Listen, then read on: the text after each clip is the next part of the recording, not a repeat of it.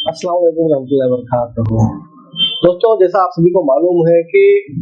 हज committee of India की तरफ से जो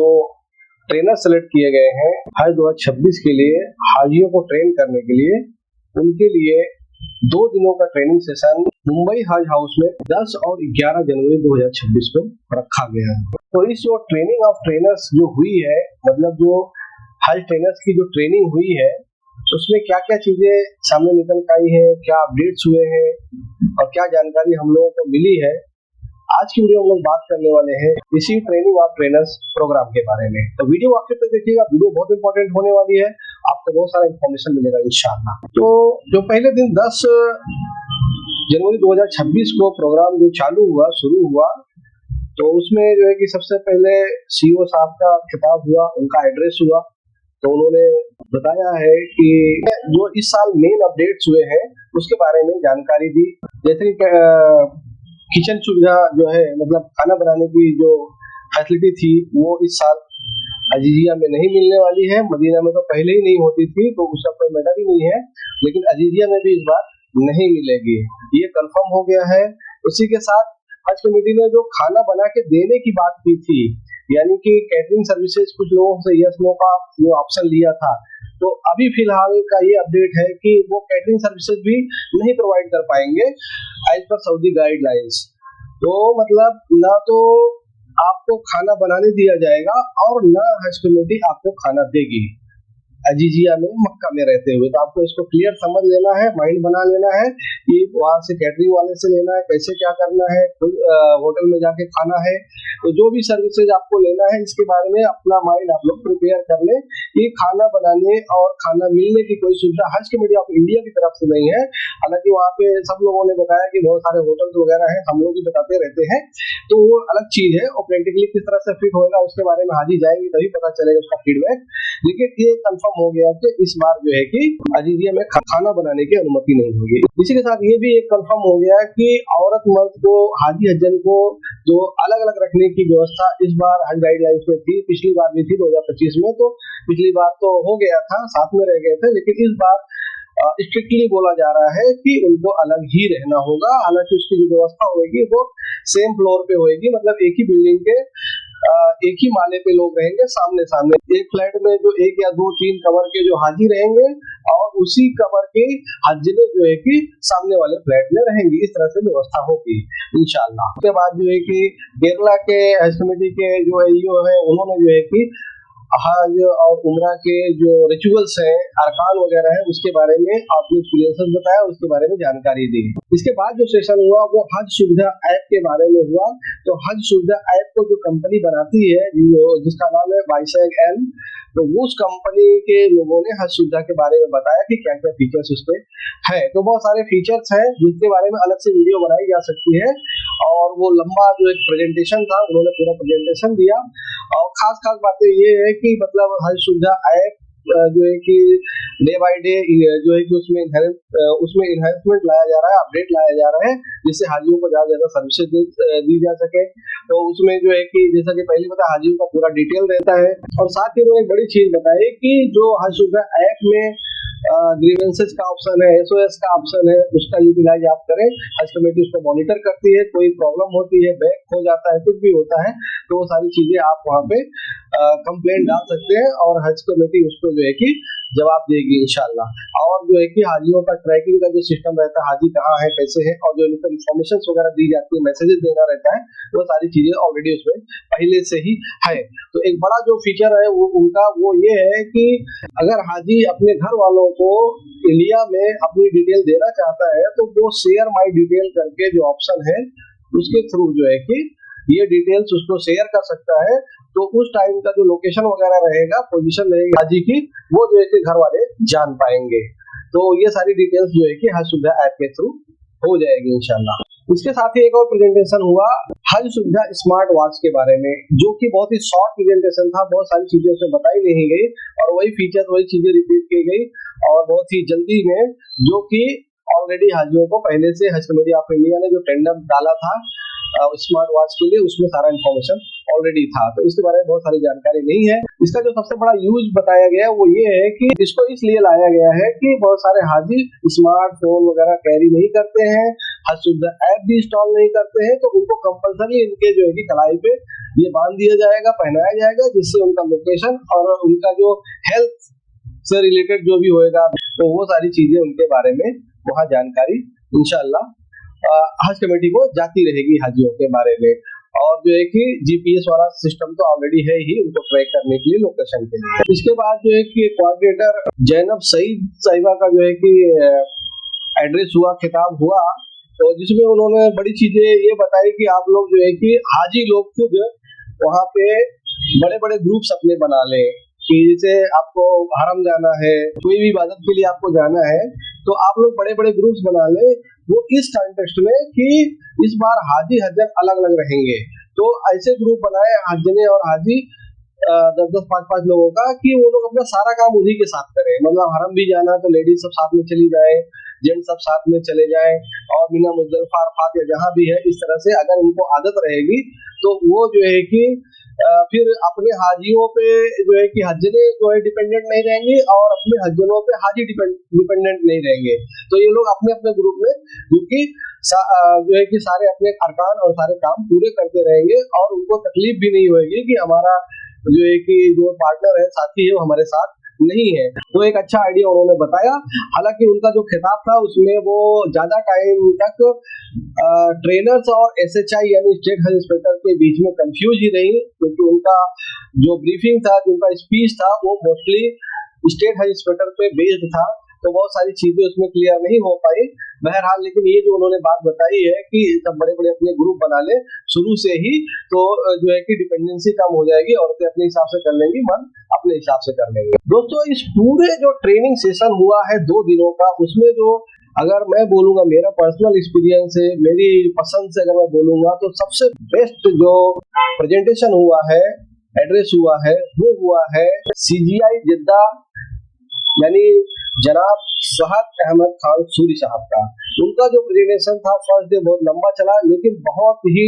डिटेल्ड था, बहुत ही अच्छा था, जिसको सभी ट्रेनर्स ने, जैसा कि मेरी उम्मीद है, उसको एंजॉय भी किया और उसको पसंद किया कि इसमें सारे इंफॉर्मेशन आ गई पॉइंट टू पॉइंट। तो उनके खिताब की जो कुछ बातें अगर हम लोग देखते हैं, तो सबसे पहले उन्होंने जो है कि ये बताया कि अब जो है कि सऊदी गवर्नमेंट हाजियों का बिहेवियर भी मॉनिटर करेगी, उसको देखेगी कि हाजी किस तरह से बिहेवियर कर रहे हैं। तो हज ट्रेनर को उनको इस तरह से तैयार करना है मॉडल हाजी के जैसा, जिससे कि उनका जो बिहेवियर है वो बेस्ट बिहेवियर बन के जो है कि पूरी दुनिया के हाजियों में बेस्ट बिहेवियर बन के उभरे और जो है कि शो हुए। और जैसा कि पिछले 2-3 सालों से होता आया है कि सऊदी गवर्नमेंट बहुत ही स्ट्रिक्ट हो गई है, खास करके प्री हज जो टाइम होता है, मतलब हज से पहले वाला जो टाइम होता है, उस टाइम पे आप बिना किसी मौलवी को इन्फॉर्म किए या हज कमेटी को इन्फॉर्म किए मक्का की सरहद से बाहर नहीं जा सकते हैं, उसके बाउंड्री से बाहर नहीं जा सकते। मतलब मक्का सिटी आप छोड़ के कहीं नहीं जा सकते हैं। पिछली बार भी देखा गया था, इसके पहले भी देखा गया था, बहुत सारे लोग चले गए थे हाजी ताइफ वगैरह में जियारत के लिए, और वहां से फिर उनको बॉर्डर क्रॉस नहीं करने दिया जा रहा था, 2-2 दिन तक फंसे थे। तो फिर हज कमेटी के इंटरवेंशन से वो सारी चीजें हुई। तो इस बार भी आपको ध्यान रखना है कि आपको जो है कि खास करके हज के पहले, जब हज हो जाए तो उसके बाद बहुत सारी चीजें नॉर्मलाइज होती है, बहुत सारी चीजें जो है ढील भी हो जाती है सऊदी गवर्नमेंट की तरफ से, क्योंकि इनका सबसे बड़ा मकसद होता है कि इलीगल लोग हज करने ना आए। तो इसके लिए वो लोग बहुत ज्यादा चेकिंग करते हैं।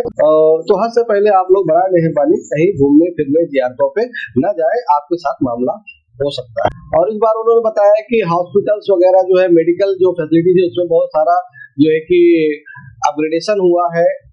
और अब जो है कि हर कैंप में जो है कि मेडिकल स्टाफ रहेगा या इस तरह से कोई फैसिलिटी रहेगी हर कैंप में। पहले कैसा होता था कि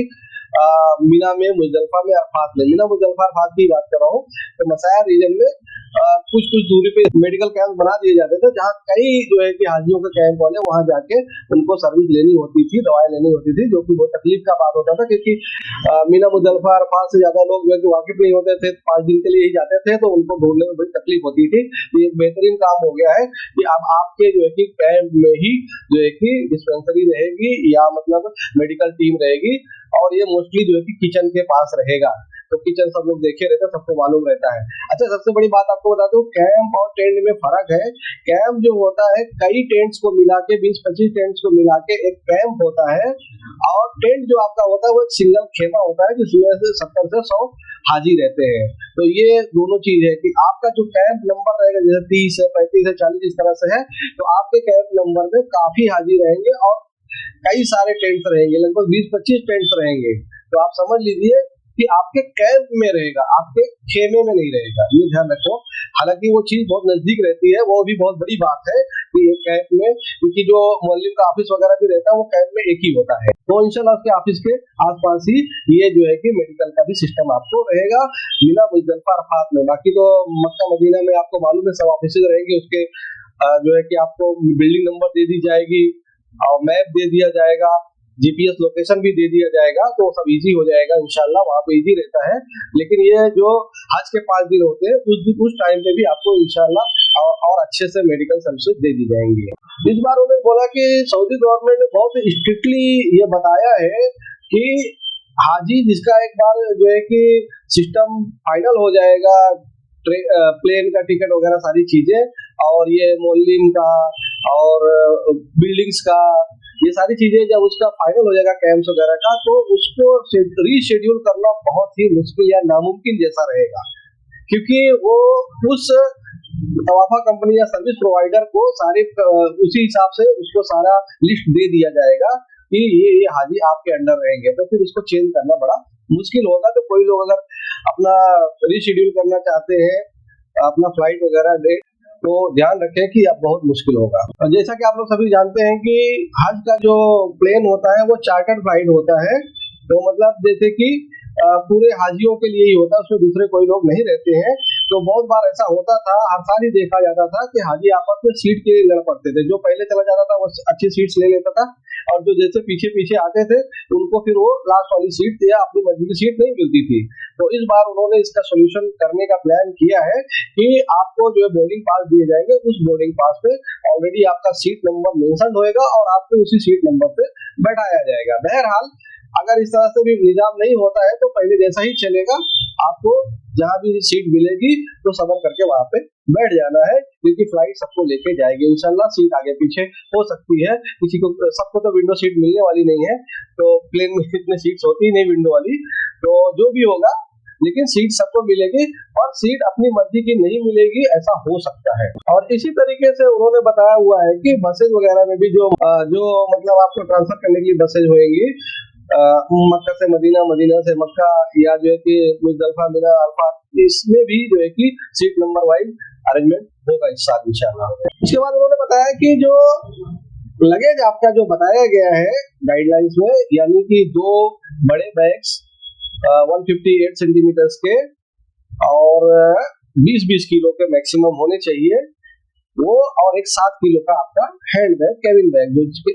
रहेगा। तो इसको आप जो है कि इसमें लगेज कभी भी इससे ज्यादा ना करें, क्योंकि उसका जो है कि वेट होएगा, एयरपोर्ट पे भी होएगा, आने के टाइम पे, जाने के टाइम पे भी। तो अपना वेट आप पहले से चेक करें, और 40 किलो होता है, 20-20 किलो करके 2 बड़े बैग उसके अंदर रखें, और जो 7 किलो वाला है उसको भी अंदर रखें। और जो है कि दूसरे दिन एयरलाइंस वालों का भी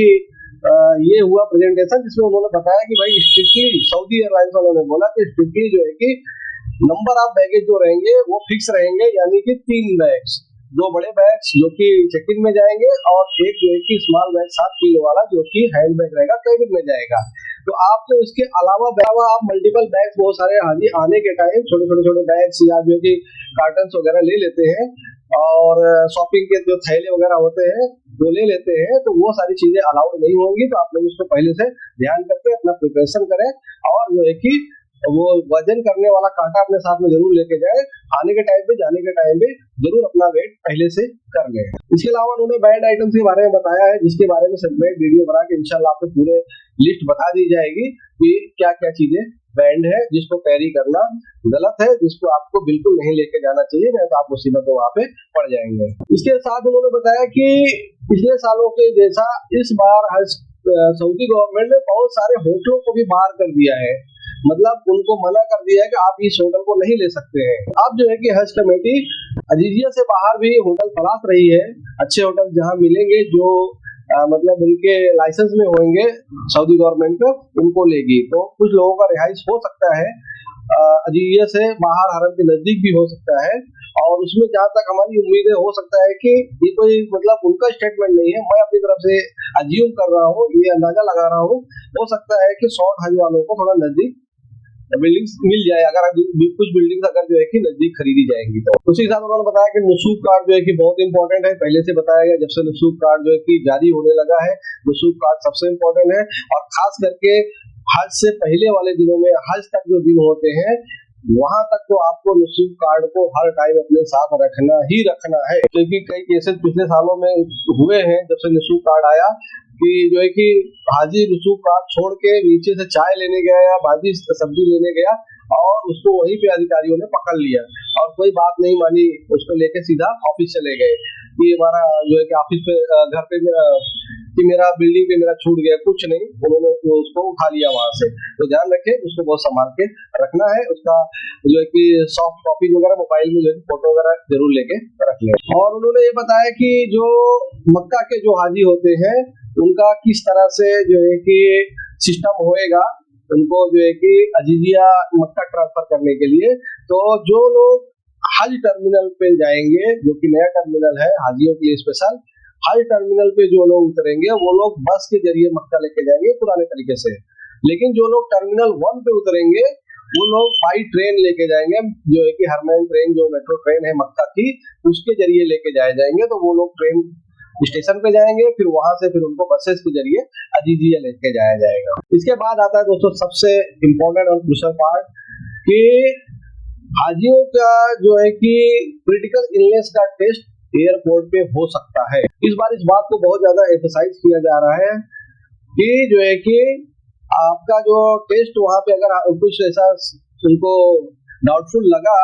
तो वहां पे आपका फिटनेस टेस्ट ले सकते हैं, और अगर फिटनेस टेस्ट में आप फेल होते हैं, जैसा कि जो बीमारियां मैंने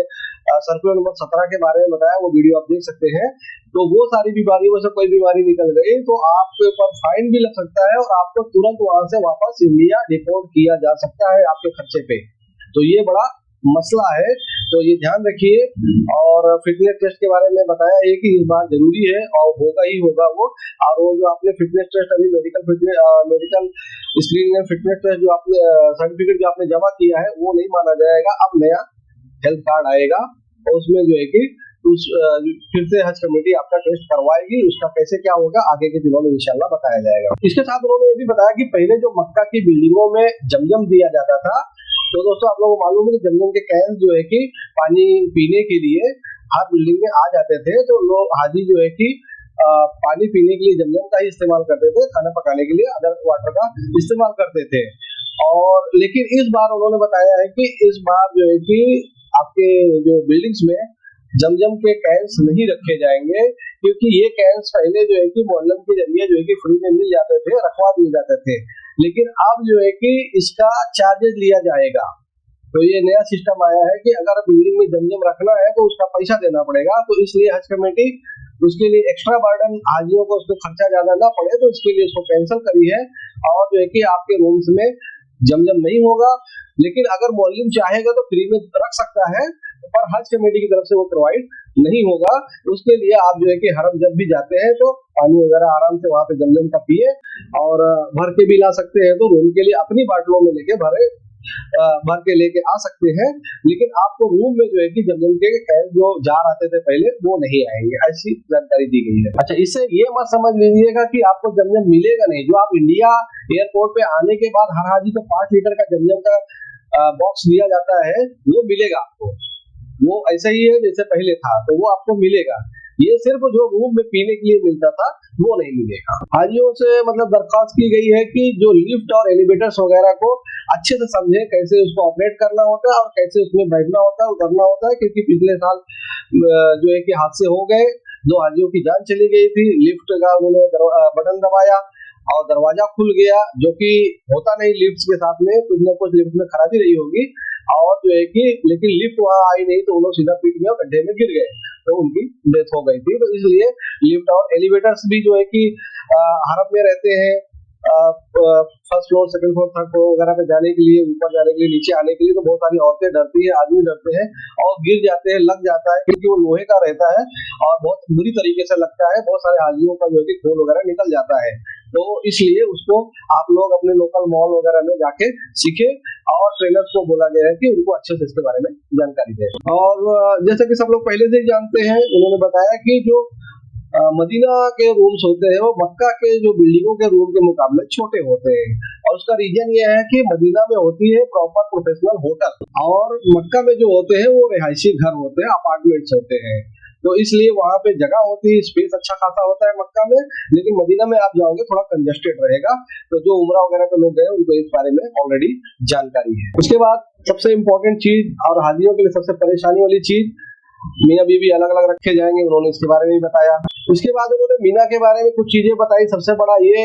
अपग्रेड की जो है कि इस बार आपके खेमे में जो भी टाइप के खेमे हो, डी हो, सी हो, जो भी कैटेगरी के हो, लेकिन आपके खेमे में सोफा कम बेड दिया जाएगा इंशाल्लाह। तो ये एक अपग्रेड होएगा, बड़ा अपग्रेड होएगा, क्योंकि मैंने आपको जो मीना के खेमों के बारे में वीडियो बनाई थी, जो कि आप देख सकते हैं, उसमें मैंने आपको बताया था कि एक कैटेगरी के जो कैंप्स होते हैं उसमें जो है कि सोफा कम बेड वगैरह दिए जाते हैं। तो ये बड़ी चीज है, आपको यहाँ मिलेगा इंशाल्लाह, आराम आपका बढ़ जाएगा। और लेकिन ध्यान रखिए कि मीना में जो है कि जगह हमेशा कम रहती है, छोटी रहती है, तो जगह का आपको कंस्ट्रेंट रहेगा, जगह बहुत ज्यादा बढ़ के नहीं मिलेगी। लेकिन आपको ये इस तरह से सोफा मिलेगा, तो उसको आप जो है कि सोने के लिए अनफोल्ड कर सकते हैं, खोल के बड़ा कर सकते हैं और सो सकते हैं। और जब आपको बैठना हो तो उसको जो है कि फोल्ड कर ले और जो है मोड़ ले, तो आपको एक बढ़िया सा आपका चेयर हो जाएगा, सोफा हो जाएगा, आरामदायक, अच्छे से बैठ के ये बातें वगैरह आप करें। और इस बार जो है कि बेड्स पे, सोफा वगैरह पे जो मीना में जो हाजी रहेंगे उनके सबके अपने नाम, नंबर वगैरह लिखे रहेंगे, आईडी नंबर वगैरह, जिससे कि हाजी आपस में झगड़ा ना करे, जो जिसका बेड है उसी पे जाके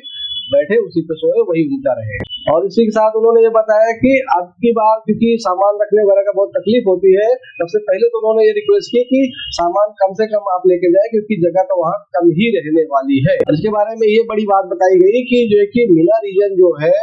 वो तो छोटा ही है, हुजूर सल्लल्लाहु अलैहि वसल्लम के जमाने से वैसा का वैसा ही है, और लेकिन हुजूर सल्लल्लाहु अलैहि वसल्लम की उम्मत जो है कि बहुत बढ़ गई माशाअल्लाह। जहाँ 1 लाख हाजी जाते थे, 2 लाख हाजी जाते थे, आज जो है 30 लाख हाजी जो है कि अल्हम्दुलिल्लाह हज करने के लिए जाते हैं। तो वो जगह जो है मीना, मुजदलिफा, अरफात, उसकी बाउंड्री फिक्स है, कमी है, तो उसको जो है कि वहाँ पे जगह हमेशा कम रहने वाली है, तो उसको आपको समझ के चलना है। सामान वगैरह बहुत बड़े बड़े जो है कि ट्रॉली बैग्स वगैरह लेके न जाए, लैपटॉप बैग्स ही लेके जाए और उसमें ही अपने सामान रखे, 5 दिनों में जो सामान आपके रहते हैं। इसके साथ ही उसके लिए जो है कि सामान रखने के लिए थोड़ी व्यवस्था उन्होंने किया है कि अब जो है कि खेमों में रैक्स रहेंगे, लगेज रैक्स रहेंगे साइड में, वहां पे आप अपना सामान जो है कि रख सकते हैं, लटका सकते हैं। पहले हाजियों को अपने जो है कि सिरहाने ही जो है कि ये अपना जो बैग रहता था रखना पड़ता था, तो अभी बहुत अच्छी सहूलियत हो जाएगी कि आप जो है कि बैग रैक्स में रख सकते हैं और आपका जो सोने का जगह हो जाएगी वो फ्री हो जाएगी, ओनली फॉर स्लीपिंग हो जाएगी, तो आपके लिए वो आसानी हो जाएगी। और जो कैंप्स का, जो टेंट्स का जो स्ट्रक्चर होगा, उसमें भी जिप्सम बोर्ड का इस्तेमाल करने का इस बार प्लान है, तो जो कि मजबूत होगा पर्दों के मुकाबले। और उसके साथ साथ ही हाजियों को बाहर बैठने के लिए पहले कि खुला ही ब्लॉक्स वगैरह लगी रहती थी, तो वहाँ पे हाजी बैठते थे, पानी वगैरह गिरता था, मसला होता था। इस बार उन्होंने बोला है कि गैलरीज में बाहर जो है कि ग्रीन टर्फ लगाया जाएगा, तो जो कारपेट जो ग्रीन वाला आता है तो वो लगाया जाएगा, जिससे हाजियों को बैठने उठने में आसानी हो, बाहर आके अगर बैठना चाहे कैंप्स के बाहर तो बैठ सके। और उन्होंने बताया कि सैनिटरी जो प्रॉब्लम्स है टॉयलेट्स वगैरह के, क्योंकि जगह ऑलरेडी कम है तो वहाँ पे टॉयलेट्स वगैरह कम है तो उसकी समस्या रहेगी, तो आप लोग उसके लिए तैयार रहे। आपके माइंडसेट में रहना चाहिए कि जो है कि वहाँ पे 5 दिनों में टॉयलेट्स वगैरह के जो है कि इंतजाम कम रहते हैं तो प्रॉब्लम हो सकती है, तो आप उतना रेडी होके जाए। पानी के लिए रेफ्रिजरेटर रखने की व्यवस्था इस बार की जाएगी इंशाल्लाह। और उन्होंने एक बड़ी बात बताई है कि इस बार उन्होंने मीना के खेमों में जो है कि जो जगह ली है वो इस तरह से ली है कि हाजियों को कमी ना पड़े, तो 100 हाजियों का जहाँ पे रिहाइश रहेगी उस टेंट में उन्होंने 104 हाजियों का पैसा दिया है, तो मतलब 4 हाजी के लिए एक्सेस जगह ऑलरेडी हर कैंप में उन्होंने रखा हुआ है, तो इससे भी थोड़ा सी जगह इंशाल्लाह और अच्छी बन जाएगी। खाने की जो व्यवस्था होगी वो मोलिंग की तरफ से होगी, जैसा पहले था वैसे ही रहेगी, उसमें कोई अपडेट फिलहाल के लिए नहीं है। उसके लिए बताया गया कि खाने के टाइम हाजी अफरा तफरी करते हैं, छीना झपटी करते हैं, तो आप लोग जो है कि अपना सब्र कायम रखें और अपनी जगह पे बैठे, खाना आप तक इंशाल्लाह पैकेट्स में या जैसा भी होगा आपके बेड तक पहुंचा दिया जाएगा। और लोग जो है कि वॉलंटियर भी कर सकते हैं स्टेट इंस्पेक्टर के साथ, मोहल्ले के बंदों के साथ, और खाने को अच्छे तरह से डिस्ट्रीब्यूट कर सकते हैं। अफरा तफरी कियोस ना करें, और ये हर बार होता है तो इससे इंडियन हाजियों का नाम खराब होता है। तो आप लोग एक जगह बैठे रहे, 100% आपको खाना मिलेगा, क्योंकि सबके लिए खाना है, जितने हाजी है उतनी गिनती का पैकेट आता है, तो आपको मिलेगा ही मिलेगा। तो जल्दबाजी न करें और छीना झपटी न करें। इस बार उन्होंने अदाही के बारे में एक बात बताया है कि बहुत सारे हाजी परेशान रहते हैं कि उनका अपडेट नहीं होता 5-5, 6-6 बजे तक, फिर वो परेशान रहते हैं कब जो है कि हल करें, कब फिर ऑफिस जियारत वगैरह के लिए जाए। तो उन्होंने बताया है कि जो इंस्टीट्यूशन का जो मैसेज या जो QR कोड में स्कैन करके आप जो कुछ देखते हैं वो तो रहेगा ही रहेगा, और हज कमेटी एक टाइम पे ये बता देगी, मैसेज दे देगी आपके हज सुविधा ऐप वगैरह के जरिए कि सभी हाजियों का जो है कि अदाही कंप्लीट हो गई, कुर्बानी कंप्लीट हो गई, जिससे सारे हाजी फिर उनको मैसेज देखने की जरूरत नहीं है, स्टेटस देखने की जरूरत नहीं, अपना अपना जो है कि एहराम उठा सकते हैं, हल कर सकते हैं। तो दोस्तों ये थी आज की वीडियो, हज ट्रेनर की जो ट्रेनिंग हुई 10 और 11 जनवरी 2026 को हज हाउस मुंबई में, उसके बारे में पहले दिन के बारे में आपको उन्हें बताया कि क्या क्या चीजें हुई, क्या जानकारी मिली, क्या ट्रेनिंग हुई ट्रेनर्स की। इंशाल्लाह दूसरे दिन का जो सेशन हुआ है, जो ट्रेनिंग हुई है 11 जनवरी 2026, उसके बारे में अगली वीडियो के अगले पार्ट में आपको इंशाल्लाह बताएंगे। वीडियो आपको इन्फॉर्मेटिव लगी होगी, वीडियो को लाइक करें, शेयर करें, हमारे चैनल को सब्सक्राइब कर लें, हमारे व्हाट्सएप ग्रुप को जो ज्वाइन कर लें, जिसमें आपके सवालों के जवाब दिए जाते हैं। इस वीडियो में बस इतना ही, अपना ख्याल रखिएगा, मिलते हैं अगली वीडियो में। अस्सलाम वालेकुम।